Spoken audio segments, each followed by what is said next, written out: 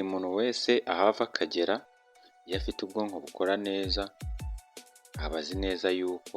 byanze bikunze ari igihe kizagera akaba atakiri umuntu muzima cyangwa se akaba atagihumeka umwuka w'abazima, aba azi neza ko azapfa. Guhera ku mwana w'imyaka 7 cyangwa se nibura utangiye amashuri abanza ukagera ku musaza w'imyaka irenga 100, buri wese iyo afite ubwonko bukora neza aba azi neza yuko byanze bikunze ari igihe kizagera akajyanwa aho abantu batakibona cyangwa se aho abantu batazongera kumubonaho kuko atakiri muzima kandi abantu batakimukeneye kuko nyine ntacyo kibamariye yavuyemo umwuka. Ariko mu gihe cyose ukiriho byanze bikunze hari ikintu wakora kikazagira ingaruka ku mibereho y'abazagukomokaho bose baba wabyaye cyangwa se abo bazabyara ari abuzukuru cyangwa abuzukuruza bawe, ibikorwa byawe bikazabagirira umumaro cyangwa se bikazabagiraho ingaruka nziza, kimwe n'uko bishobora kuba byabagiraho ingaruka mbi bitewe n'uko nyine wakoze ibikorwa bidakwiriye. Mu kiganiro cy'uyu munsi tugiye kurebera hamwe ibintu ugomba gushyiramo imbaraga kugira ngo bizagirire umumaro abazagukomokaho mu gihe wowe uzaba utakiriho. Iki kiganiro ni icya Wildland TV, mwagiteguriwe kandi murakigezwaho na Donatien Bimenyimana. Tubahaye ikaze. Guhora ugaruka mu mitwe y'abantu benshi mu magambo yabo cyangwa se mu biganiro byabo ntabwo ari ibintu bya buri muntu wese mu gihe waba utakiriho. Akenshi na kenshi abantu benshi barapfa bakibagirana, ariko abantu bahora bagaruka mu mitwe y'abantu benshi batandukanye byanze kunze nuko hari ikintu cyiza baba barasize mu mitwe yabo gituma bahora babibuka. Nk'uko twatangiye tubivuga rero, hari ibintu 3 bikomeye cyane ugomba kuba washyiramo imbaraga kugira ngo nawe uzabe mu bantu bazajya bahora bibukwa cyangwa se bazajya bahora bazirikanwa, bizagire n'ingaruka nziza cyane cyangwa se bizagirire umumaro abantu wasize mu gihe utakiriho, nyine abo wasize bagukomokaho cyangwa se bakomoka kuri wowe bizabagirira umumaro kandi wowe utakiriho, ariko ibikorwa byawe cyangwa se ibyo wanyuzemo bizabagira umumaro ukomeye.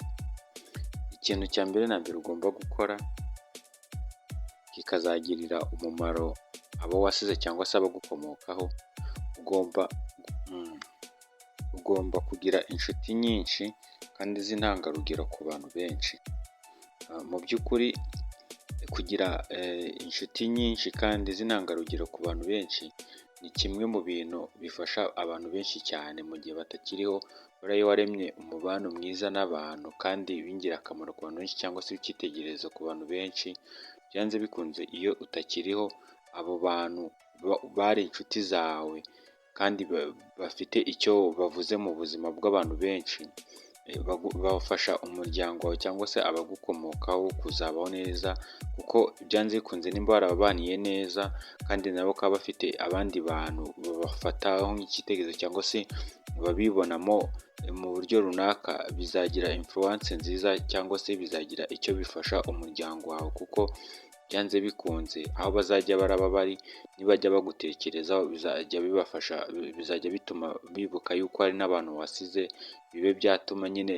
bibasunikira kuba bagira ikintu bafasha kuba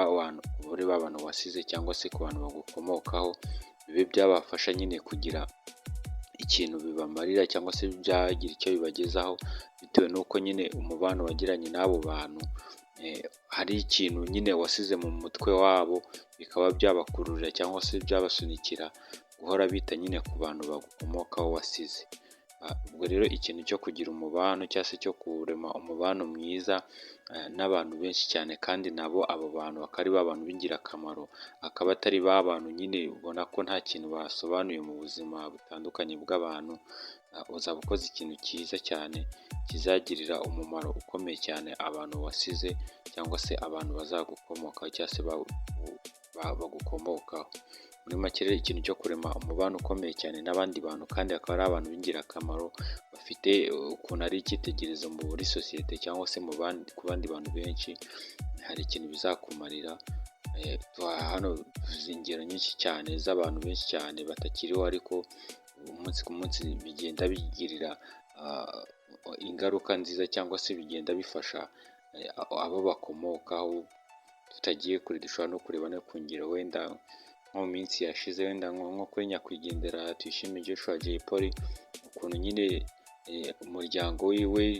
abandi bahanzi nyine babanye nawe neza, cyangwa se abandi bantu bamukundaga cyane, uburyo bagerageje kuba bafasha,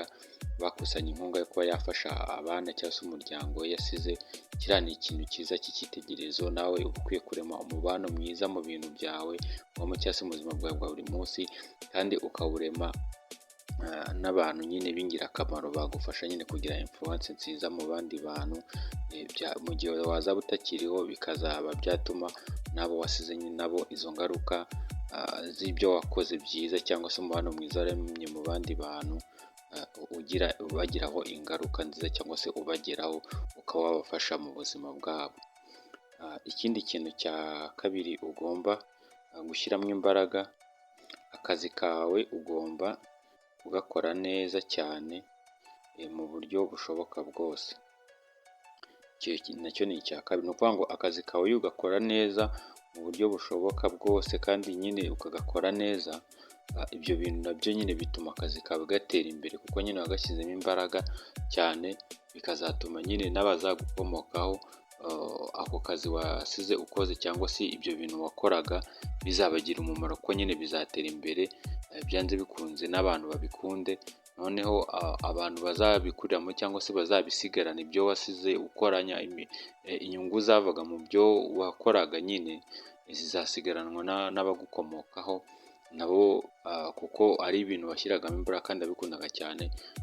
barushaho kubiteza imbere, cyangwa se nawe ko wari warabiteje imbere bikomeze kugenda muri uwo murongo mwiza, birushaho nyine kubagirira nabo ingaruka nziza, cyangwa se bikomeze kubafasha kubaho neza mu buzima bwabo. Mu by'ukuri rero ahangaha iyi ngingo ya kabiri ni ukuvuga ngo buri muntu wese aba akwiye kuba ari umuntu ukora umurimo we neza kandi akawukunda, ndetse akawushyiramo imbaraga ze zose kugira ngo nyine abantu bamukomokaho cyangwa se abo yasize uzabafashe nyine kubaho neza, cyangwa se uzababere umusingi w'iterambere mu buzima bwabo, bajye bakomeza guhora bawumwibukiraho, kandi noneho unarushaho kugira gute kubateza imbere mu mibereho yabo ya buri munsi. Ubwo rero icyo nacyo ni ikintu cya kabiri ugomba kwitaho kandi ukagishyiramo imbaraga. Ikintu cya gatatu ari nacyo cya nyuma ugomba kuba wakora kandi ukagishyiramo imbaraga nyinshi cyane, icya gatatu ugomba kugira uruhare rukomeye mu gufasha abandi kubaho neza. Iki ni cyo ikintu nacyo gikomeye cyane, nimba byanze bikunze mu buzima bwawe wamaze ku isi, nimba byanze bikunze hari abantu wagize uruhare mu mibereho yabo myiza, ukabafasha kubaho neza. Wenda si urugero, ni abantu wafashije kubona akazi, wenda bari bashomereye, kuko wenda wari ufite ubushobozi bwo kuba wabafasha kubona akazi, cyangwa se wabafashe kuba bakagira, wenda bari bashomereye. Icyo ni ikintu mu buzima bwogeye bagikora ako kazi bazajya bahora bakwibukiraho, ku buryo wenda n'abagukomokaho nabo bashobora kuba bagirwaho n'izo ngaruka nziza z'ibyo wakoze, bakaba nabo bafashwa nyine mu gihe wenda bakeneye ubufasha runaka, abantu nyine bafashije mu mibereho yabo ya buri munsi, cyangwa se babafashe kugira ngo bagire imibereho myiza, iyo neza wabagiriye bakazayitura abagukomokaho. Niba ari nk'abantu bari bafitanye amakimbirane, ukagira uruhare mu kongera kubabanisha neza, byanze bikunze bazajya bahora bakwibukiraho icyo kintu, ku buryo n'umuryango wawe cyangwa se abandi bantu wasize bagukomokaho bishobora kuba byabagiraho ingaruka, bakabitura iyo neza wasize ubagiriye. Mu by'ukuri rero ibi bintu bitatu tuba dukwiriye gukomeza kujya tubyibandaho, kugira ngo nyine abadukomokaho nabo bizabagirirweho ingaruka nziza, cyangwa se abantu twagiye dufasha muri ubwo buzima, ibyo twagiye tubamo mu mibereho yacu ya buri munsi, nabyo bizahindukire nyine bubakire nyine ubundi buzima bwiza, biturutse nyine ku byo twagiye dukora, cyangwa se ibyo twagiye tunyuramo byiza, byafashije abandi, byagize icyo bimarira sosiyete tubamo, byanze bikunze, cyangwa se izo nshuti twagiye turema twagiranye nazo umubano mwiza. Ibyo bintu byose ko ari bitatu nagiye ngarukaho, iyo bikubiye hamwe ukaba ubifite, byanze bikunze, cyangwa se ukabirema mu gihe cyose ukiriho, byanze bikunze biba bizahindukira bigafasha umuryango wawe ukomokamo cyangwa se ugukomokaho, byanze bikunze biba bizabagiraho ingaruka nziza nubwo waba utakiriho. Niba bishoboka ko roho yawe wenda yaba ibibona yuko nyine ibyo wasize wakoze cyangwa se umubano wasize uremye hagati yawe n'abandi bantu ari nk'ibishoboka ko roho yawe yabibona, cyangwa se wagaruka ukabibona, wajya ugaruka ukabona koko byanze bikunze ibyo wakoze ukiriho byagiriye umumaro umuryango wawe. Mu by'ukuri rero ni ibintu tuba dukwiye gukomeza kujya twibandaho mu mibereho yacu ya buri munsi, kugira ngo nyine abadukomokaho cyangwa se abo dusize bizabagirire umumaro mu buzima bwabo bwa buri munsi, kandi nawe ntuzigere wibagirana, kandi n'abantu bajya bakomeza nyine kukwibukira ku bintu byiza cyane by'ingirakamaro. Ibintu bintu bitatu nari nabateguriye nyine buri muntu wese aba akwiye gushyiramo imbaraga mu gihe akiriho, kugira ngo bizasigare ari nk'urwibutso rwiwe kandi bizafashe abamukomokaho. Nimba utari wakora subscribe kuri iyi channel rero ukiri mushya wayikora, kuko iyi ni channel rwose igaruka ku bintu birimo ibintu by'ubwenge cyangwa se by'ingirakamaro, ubujyanama bukomeye n'ibindi bitandukanye. Nta mpamvu yo kugira ngo wanyura ku channel nk'ingi nyine ivuga ku bintu bizima udakoze subscribe, ndetse niba uri wa muntu udakunda ibintu by'ingirakamaro aho wakwikomereza. Ariko niba uri umuntu ukunda ibintu birimo ubwenge cyangwa se by'ingirakamaro, wakora subscribe kugira ngo ujye ukomeza ukurikirane n'ibindi nk'ibi tugenda tubagezaho ibiganiro bitandukanye. So mbashimiye kuba mwafashe umwanya mu kumva iki kiganiro, reka tuzasubira mu kindi kiganiro gikurikiyeho. Imana ikomeze barebe neza kandi bishimire, ikomeze kubaha impagarike n'ubugingo, buri kimwe cyose muyikeneyeho mujye mukibona, kandi ikomeze kubarindira mu bintu byose mukora. Reka tuzasubira mu kindi kiganiro. Ciao ciao.